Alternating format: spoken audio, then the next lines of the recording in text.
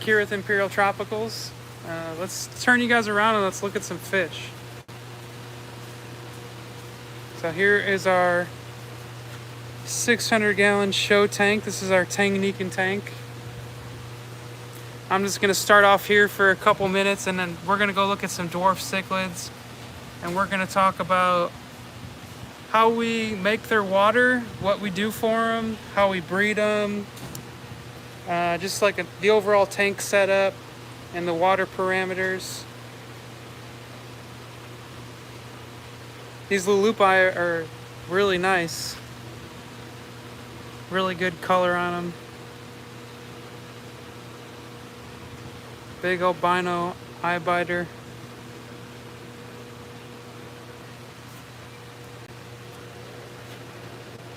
Here's a Endobnoi, Chilenochromous Endobnoi.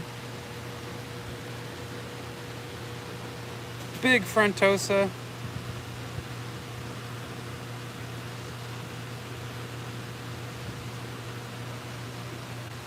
So, looking pretty good. Yeah, they're really nice, Jesse.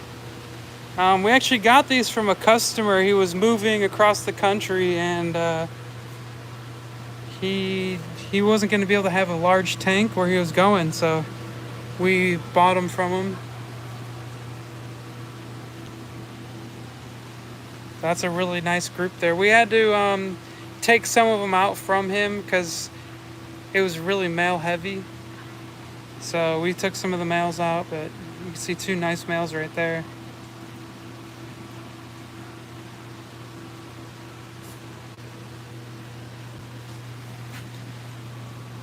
We got some plecos in here just to help with some of the cleanup, keep the sand stirred up.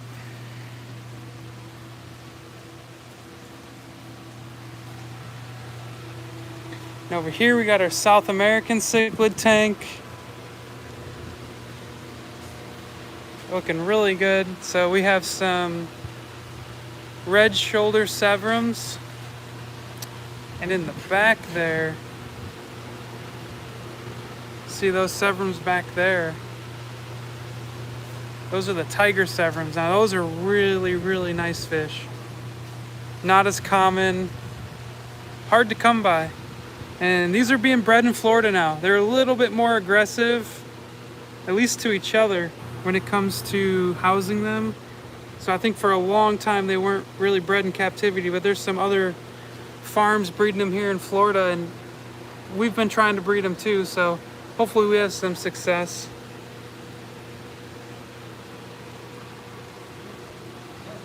And here's the red shoulder severums here. Some Hecali, some Balzani, a Sveni. So if you guys remember, I don't know if we put the video out yet, but we put some tetras in here. So these are unknown species. They came mixed in with some other tetras we had purchased a while back from the wild. We had put them in there for dithers just to try and help spread aggression, and they're doing really well. And I don't know if you guys noticed, for you guys familiar with this tank, we took out the Menarambos. Those are Madagascar fish. The Pandawaru, those are a nice one too.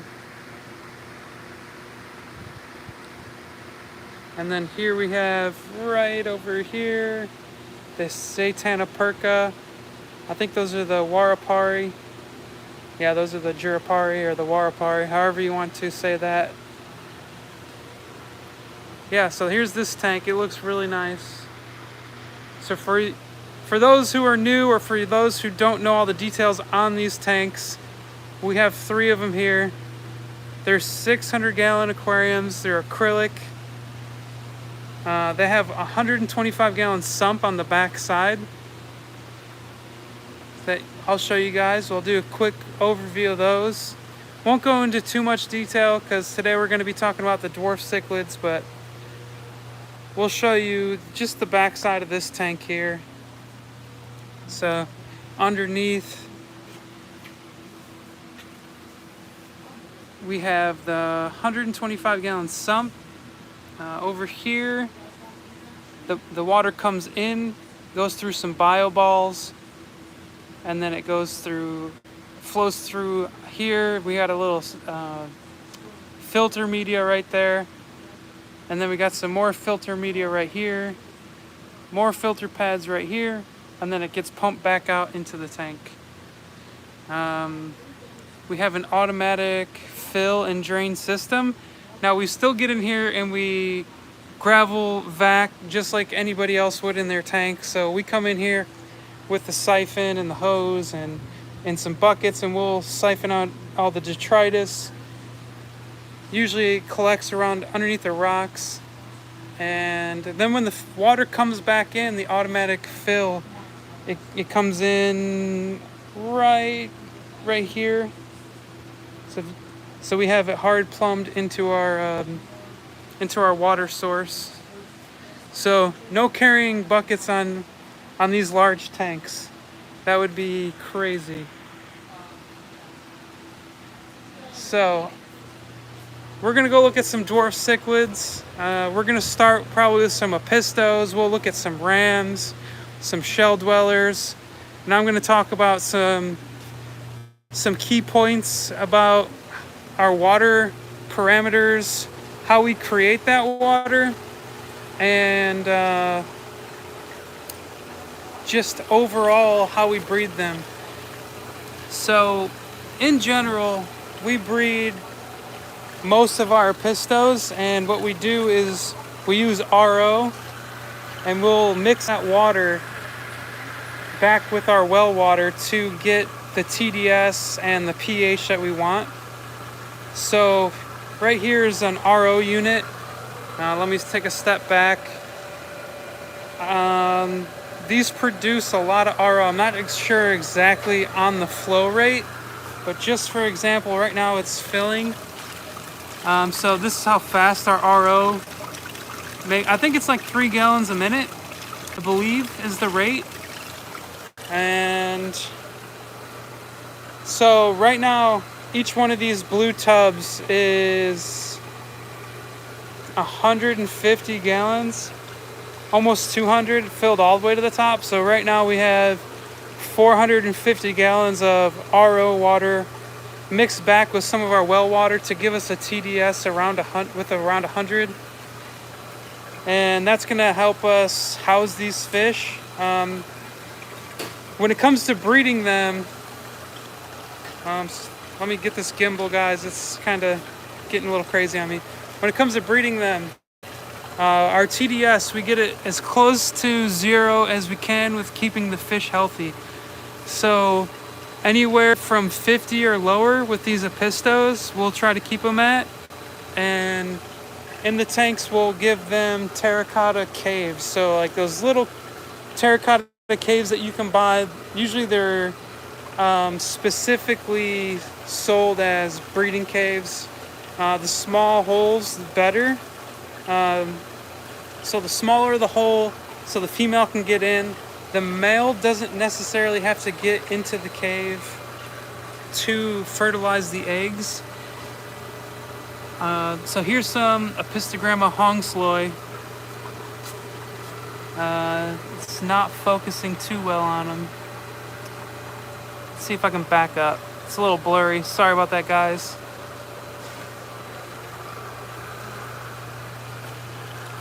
Here we have Apistogramma McMasteri gold.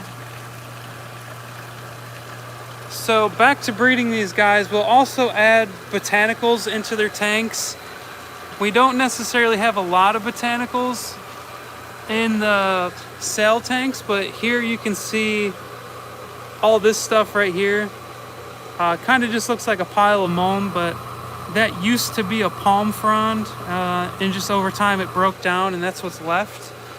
But we do keep palm fronds in some of these tanks, Indian almond leaves, oak leaves. We definitely use them when it comes to breeding. It helps bring the pH down.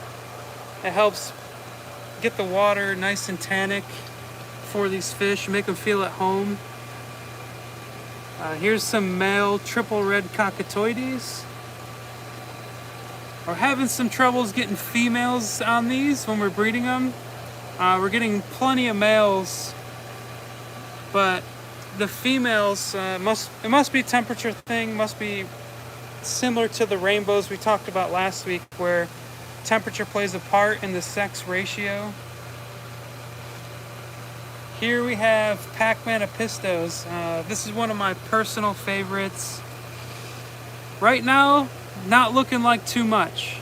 This male here is starting to color up, but if you look on our website, you'll see a fully mature male in breeding dress. I don't think it gets much better than that when it comes to Apistos. They got nice fins, really cool color, and a really good like community type compatibility on these. So I really like them. I like to keep them. Dragon, perfect question. So temperatures, when it comes to breeding the Apistos, we like to keep it from 78 to about 82. I prefer the cooler temps. It seems once you start to get hotter, it just accelerates the fish's growth and it accelerates their lifespan, so they end up living less for a shorter period of time. Here we have some really small Borelli. There's a female there. She's already turning yellow, but they're pretty small. These guys sell really quick, so we're having a hard time getting them to the size we need to sell them. TDS in these sale tanks, we keep the TDS for these Apistos around 100.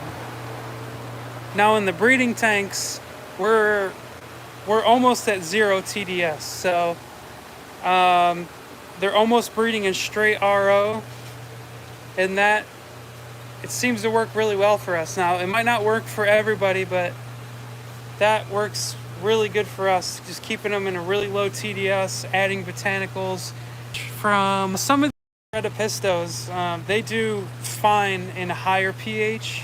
I know the triple red cockatoides, I've seen them do pretty well in just our well water, which our pH is about 8.2 maybe, depending on the day, depending on the tank, but the pH is pretty high when it comes to thinking about Apistos.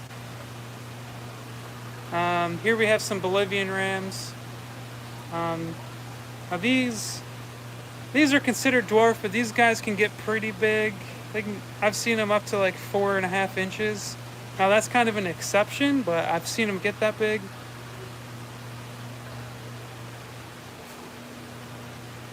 That's really good to hear, Kevin. I'm actually up from the Chicago area originally, and I know how hard that water can be. I grew up and my water was just so full of iron and sulfur. All I could keep was African cichlids. So let me see what other dwarf cichlids we have over here. Here we have some gold rams. Now for these rams, very similar to keeping the Apistos, but when it comes to breeding, they're not going to breed in a cave. They're going to breed on a smooth surface. So a smooth rock, a leaf sitting on the bottom. We like to use in our breeding tanks the bottom of the terracotta pots. So the thing that the pot sits on, the little like dish, we'll breed them. Here we have some German blue rams. Yeah, Dragon, so when it comes to breeding, the harder the water, it will be more difficult to breed some of these softwater fish. It makes it hard for the eggs to be fertilized because they do harden. Kevin, I am also originally from that area, so if you ever hear of a little town called Coal City, that is where I am from. So, what else do we have for dwarf cichlids over here? This is just a soft water rack. We're gonna head over and look at some of the Tanganyikans. Here we have the black ram genes, or the black gene rams, I'm sorry. So the black rams here, these aren't the black rams that we're hoping for. We are currently breeding black rams. Like they look nothing like this. Right now, this is like the norm in the hobby. What we're breeding is like an almost jet black ram. The problem is they are difficult to raise. I think they've been line bred so much that the fry are not very hardy. So it's pretty hard for us to have large numbers of the really dark rams. So we're trying, but it might be a while to get like the really nice ones. But these are right now, this is what our black rams are looking like.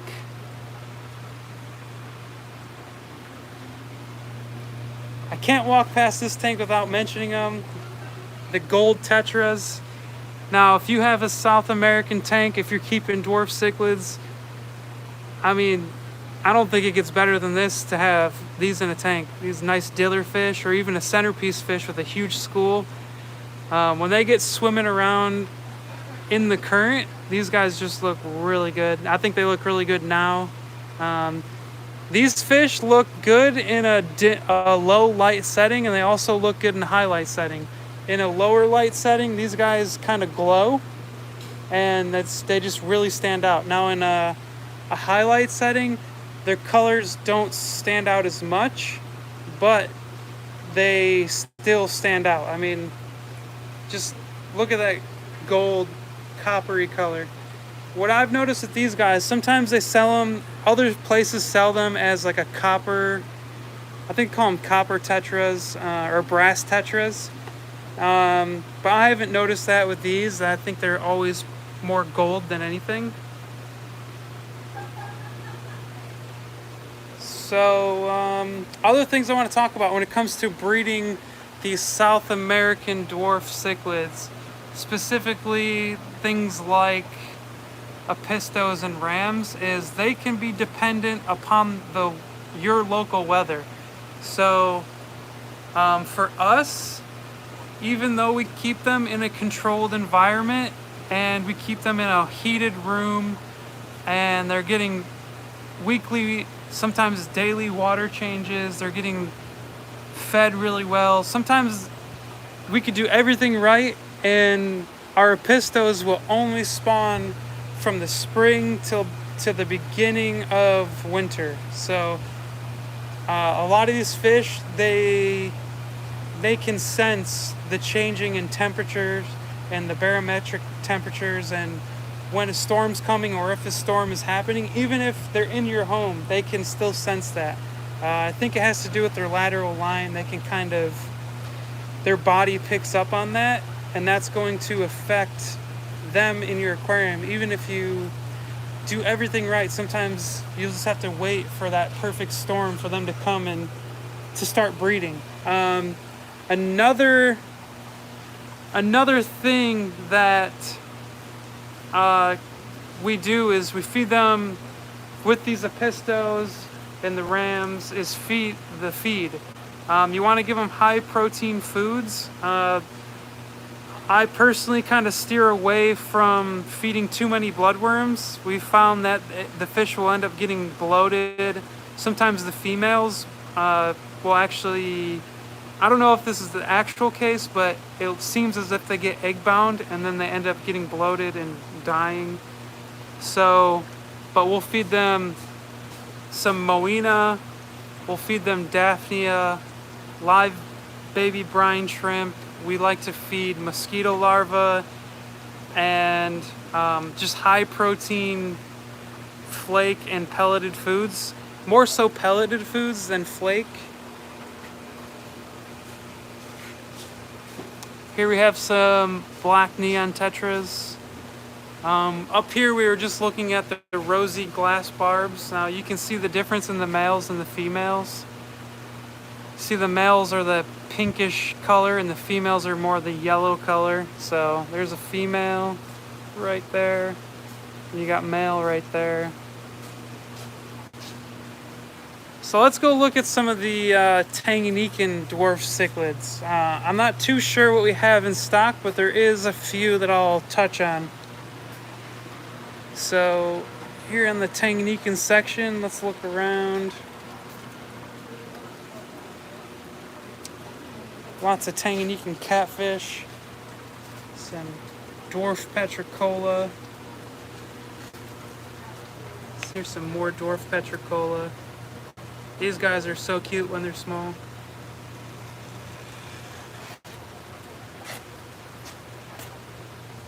Here we got the featherfin squeakers, or the Eupterus, the Synodontis Eupterus. These guys are really nice fish.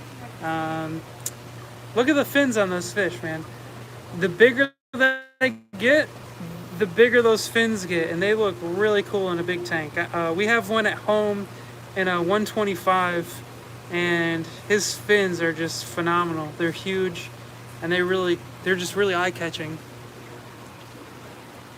So over here in the Tanganyikan section, let's see what we can find. Here, these would be considered a dwarf. Here we got some Neolamprologus brevis. These are a really nice one. So these are going to be a shell dweller. For ease of our jobs, we don't keep them in any shells in the sail tanks. Now this is one of our sail tanks, so we don't have any shells, because if you guys have ever kept these, or if you've ever tried to sell them, you know how difficult they can be to get out of a shell, especially if you want to keep that shell and you don't want to break the shell. These guys will shove themselves in there, and they'll stay in there even if you take them out of the water. They're very stubborn, and they're very good at shoving themselves in there. The only way you can get them out is by taking a pair of pliers and kind of crunching the shell and getting them out of there. And we don't like to do that. It's stressful for them, it's stressful for us, so they just get some PVC tubing. So breeding these shell dwellers, we usually recommend kind of keeping a small group of them. They do better that way, because once they start breeding, some of them can get kind of aggressive. Which reminds me, I wanted to talk about the Apistos.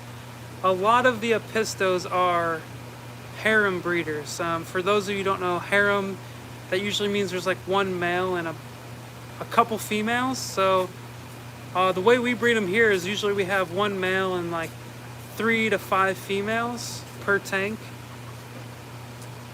But so back to the Tanganyikans here. So we like to keep them in small groups as well. Usually they pair off and they'll stay with the pairs. They don't usually swap partners, so they usually mate for life from what I've seen, and they'll be very territorial of their shells.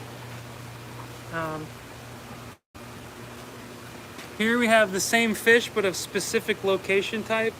This is the Neolamprologus brevis catabe, and here you can see we made a PVC elbow with a cap, and they really liked it because they bred. So these fry are probably 2 to 3 months old. They're pretty small still, but as you can see, they're good parents. So a lot of these shell dwellers, they are really good parents. They won't eat their own fry, and the only thing you have to watch out for is for the other fish, the other fish in the tank eating them. But they will try to protect them. But once they kind of leave the initial area, which usually it's a shell, but in this case it's that PVC elbow, once they kind of leave that area, they're not too protective anymore. So, but they're at a size now where they're not going to get picked on or eaten by any of the other fish. And so over here behind us, we have the ever so popular Neolamprologus multifasciatus, and these guys are going to breed the same way. And just like the other tank, we don't have shells because it's way too difficult to get them out. All of these fry were born in this tank, and I'm assuming those two bigger ones in the middle are the original parents, and the rest here are all fry. And let's go see if we can find some other small Tanganyikans. Now for them, we keep them from, the recommended pH is going to be about 7.8 to 8.2, or 8.8, I'm sorry, 7.8 to 8.8 for a pH. Our pH is probably, depending, it really depends on the day because we are in a well. It is kind of seasonal due to the rainy season and everything. But we're usually in the mid 8s, so usually around 8.2. Sometimes we get a little lower, we're closer to 7, but usually 8.2 is the number. And these fish just do really good in them. Good at that pH. Temperature, we've noticed that the Tanganyikans prefer to be a little cooler than some of these other fish we keep. So for us, the Tanganyikans, they breed all winter long, as opposed to the South American dwarf cichlids that breed all summer long. So they just like it a little bit cooler. Does anybody know what this fish is here without me telling you? So I'm going to wait a second, see if anybody has a guess. See if I can get closer, have it a little bit more focused.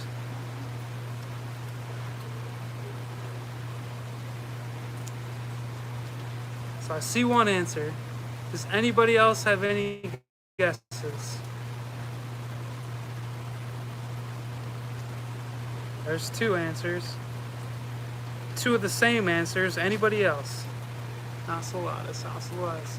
Yeah, so all three of you guys are right. These are the gold ocellatus. These are bred here on the other side of the farm. For those of you who don't know or have never seen these in an aquarium, I don't know about it this size, so this is going to be a kind of a test for me too.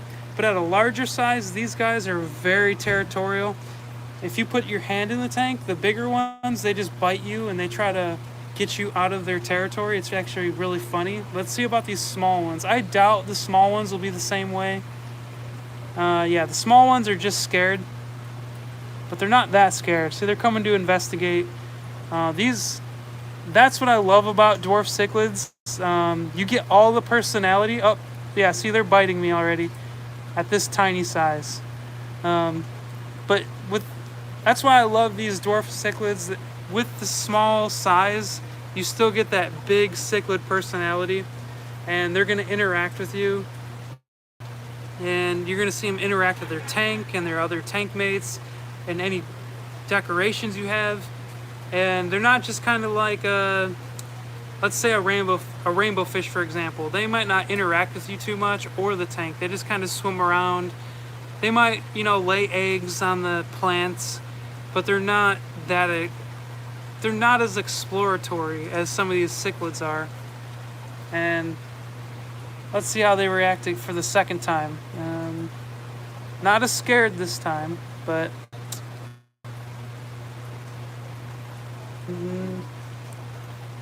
not very interested either. But these guys at a bigger size, if you stick your hand in that tank, they're gonna bite you, and it's actually really funny.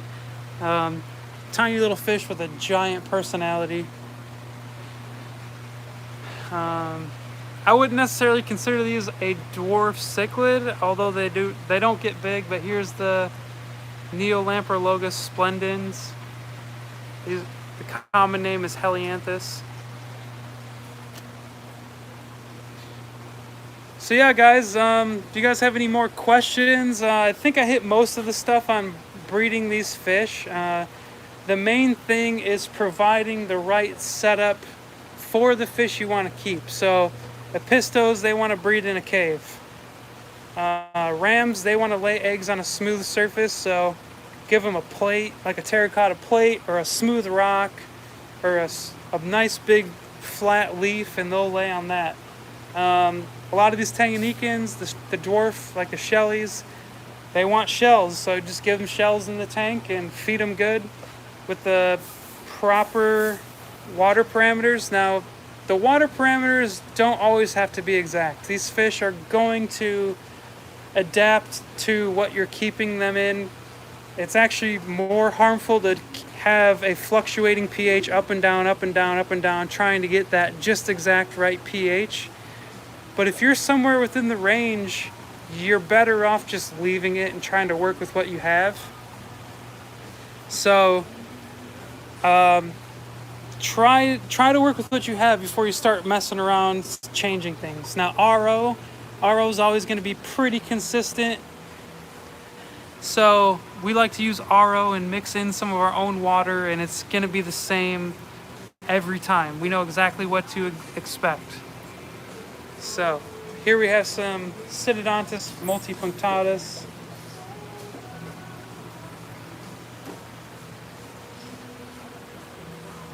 So that's going to be it for today, guys. Thank you for joining me.